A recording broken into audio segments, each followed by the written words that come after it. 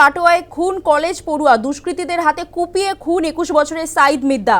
দুষ্কৃতীদের হাতে কুপিয়ে খুন কলেজ পড়ুয়া ঘটনায় দুজনকে আটক করা হয়েছে তার দুই বন্ধুকে।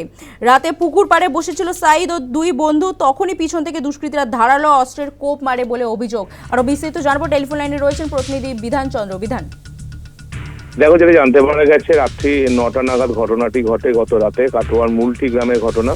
দুই বন্ধুর সাথে একটি পুকুরের ধারে, গ্রামের একটি পুকুরের ধারে গল্প করছিল সাইদ মিদ্দা, যেটা পরিবার জানাচ্ছে, এবং সে মাঝে বসেছিল। দুদিকে দুই বন্ধু ছিল, কিন্তু হঠাৎই পিছন থেকে কেউ বা কারা ধারালো অস্ত্র নিয়ে তার উপর আক্রমণ করে। সাইদ মিদ্দা ঘটনাস্থলেই লুটিয়ে পড়ে এবং সেখান থেকেই পালিয়ে যায়। তার দুই বন্ধু আতঙ্কে পালিয়ে যায়, এমনটাই জানতে পারা গেছে।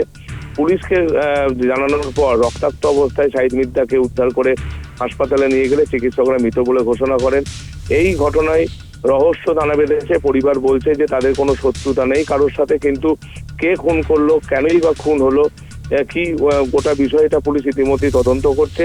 দুই বন্ধুকে ইতিমধ্যেই তারা পুলিশ জিজ্ঞাসাবাদ শুরু করেছে যে তারা চিনতে পেরেছে কিনা বা কোনো রকম কোনো ক্লু পেয়েছে কিনা এই ঘটনা, গোটা বিষয়টা তারা জিজ্ঞাসাবাদ শুরু করেছে।